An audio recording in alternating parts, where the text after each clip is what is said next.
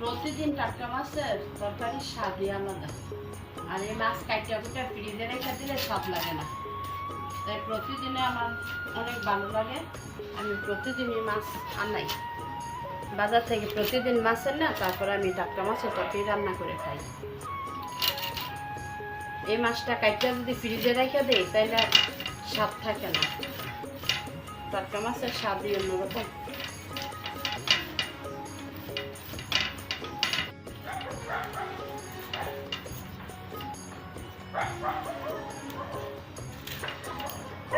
ফ্রিজে রাখা মাছ স্বাদ লাগে না। ফ্রিজে রাখলে কারেন্টে মাছের রসটি টাইনা খেয়ে ফেলে, তখন ভালো লাগে না। তরকারি রান্না করলে স্বাদ লাগে না। আর টাটকা মাছের তরকারির স্বাদই আলাদা।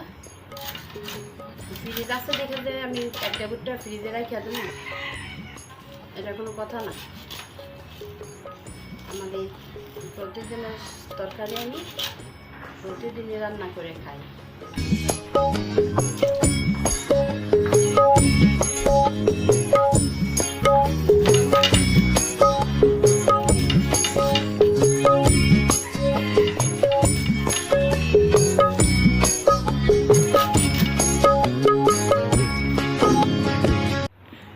মাছগুলো আমি কাইটা ধুয়ে নিচ্ছি। এখন আমি এই মাছের মাথা লেজগুলো দিয়ে লাউ দিয়ে রান্না করব। আর এগুলো দিয়ে দেখি কি দিয়ে রান্না করা যায়।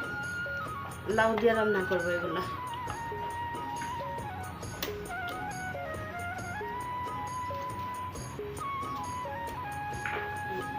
আমার টাটকা জিনিস খাইতে ভালো লাগে। এই যে মাছগুলো কাটিয়া কুটিয়া ধুইয়া যদি ফ্রিজে রেখে দেয়, ফ্রিজের মাছ স্বাদ নেই। তাই আমি এগুলো দিয়া টাটকা যে প্রতিদিনই আমি মাছ আনাই বাজার থেকে, প্রতিদিনই আমি কাটিয়া কুটিয়া রান্না করি। আমার কাছে টাটকা মাছ দিয়ে খাওয়া খেয়ে ভালো লাগে। লাউ দিয়ে তরকারি রান্না করবো। আর লাউ তরকারি আমার খুব পছন্দ করি। আমার বন্ধু দিয়ে পছন্দ করতে লাউ। আজকে আমার লাউ দিয়ে রান্না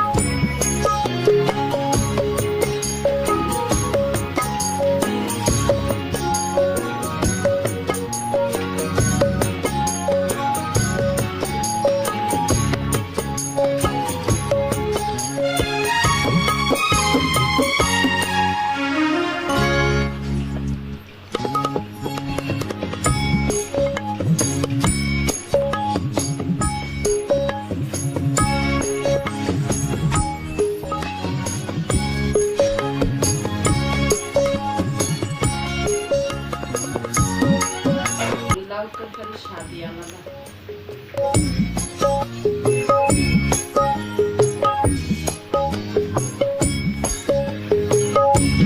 আমার বড় ভাই ছোটবেলা লাউ তরকারি পছন্দ করতো না, লাউ তরকারি খাইতেই চাইতো না। তো আম্মা অনেক কি করছে, রাগারাগি করছে, লাউ তরকারি খায় না দেখে। তো আব্বা যখন বলছে যে লাউ তরকারি নবীজি পছন্দ করে, তারপরের থেকে পাগলের মতো লাউ তরকারি খায়। এখন বাজার থেকে যত রকমের সবজি আনুক না কেন, লাউ তরকারি থাকবে, লাউ সবজিটা থাকবে। মানে এখন এত পছন্দ করে, বেড়াইতে গেলে দেখি যে সব সবজির মধ্যে লাউ রাখবে। এখন পাগলের মতো পছন্দ করে খায়। আসলে এখন না আমার ছোটবেলা থেকে লাউ পছন্দ, কিন্তু ভাইয়া আবার ছোটবেলা খাইতে দিত না।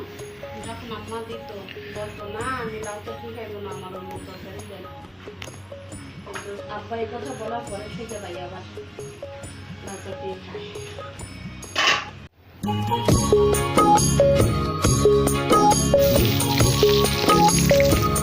লাউ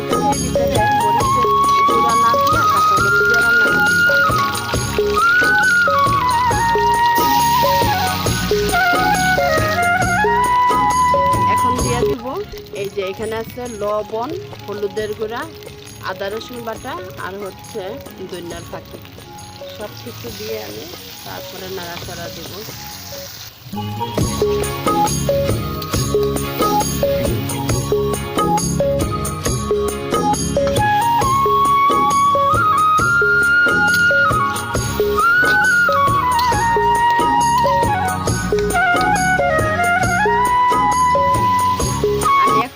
মাছগুলো উঠিয়ে নিলাম একটা ফ্রিজে, এখন লাউগুলো দিয়ে দিব।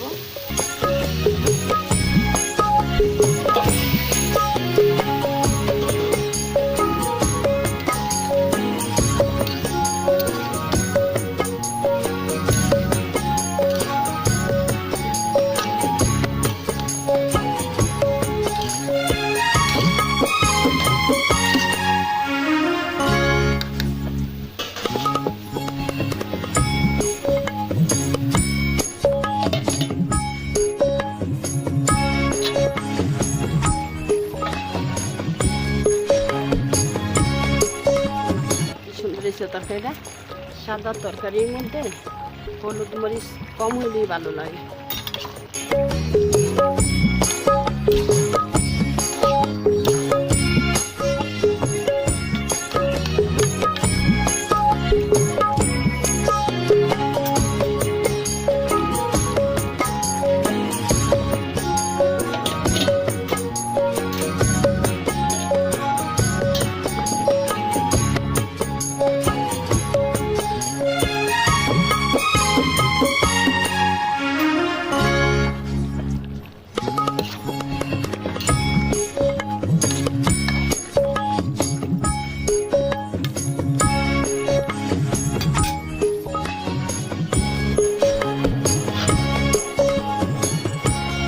লাউ তরকারি আমার রান্না শেষ। দুন্দুল পাতার মধ্যে লবণ দিয়ে তারপরে এভাবে 2 হাতে নিয়ে চিপকা নরম করতে হয়। আর শুটকি ভর্তা তো সবাই বানাইতে জানেন, তাই শুটকি ভর্তাটা আমি দেখাইলাম না। ওইখানে পেঁয়াজ, মরিচ, শুটকি দিয়ে আমি পাটায় পিসা ভর্তা বানাইছি। ব্লেন্ডারে বানাইতে পারতাম, কিন্তু ব্লেন্ডারের ভর্তা স্বাদ হয় না, বেশিগুলো আস্তে আস্তে থাকে।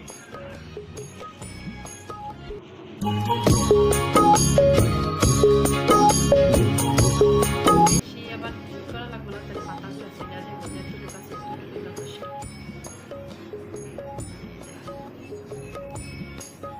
দুইটা পাতা দিলেও চলে, একটা পাতা দিলেও চলে। তো আমার এই পাতাটা খুব পছন্দের, যার কারণে আমি 2টা পাতা দিয়ে বড়টা বানাই।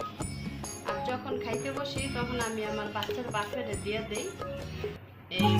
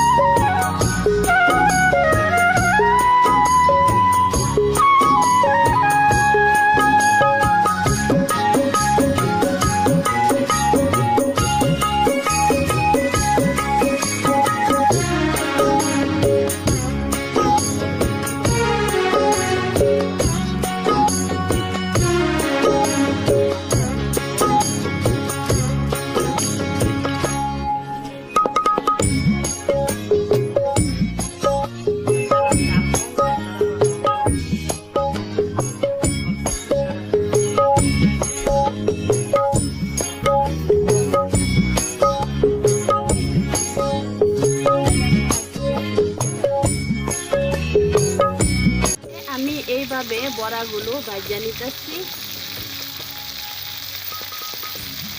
তো ভাইয়ারা পরে এই হয়েছে আমার বড়া ভাজা শেষ। এখন আমি বড়া ভাজা দিয়ে লাউ তরকারি দিয়ে খাবো, তাই আমি একদম প্লেটে ভাজা নিয়ে নিচ্ছি রেডি করে। এই হচ্ছে শুটকির ভর্তা। চাইলে আপনারা এইভাবে বানিয়ে খাইতে পারবেন, অনেক সুস্বাদু, অনেক টেস্ট। আর এই হয়েছে আমার লাউ তরকারি। তো আজকের জন্য এখানেই রেখে দিলাম। সবাই ভালো থাকবেন। ওকে, আল্লাহ হাফেজ।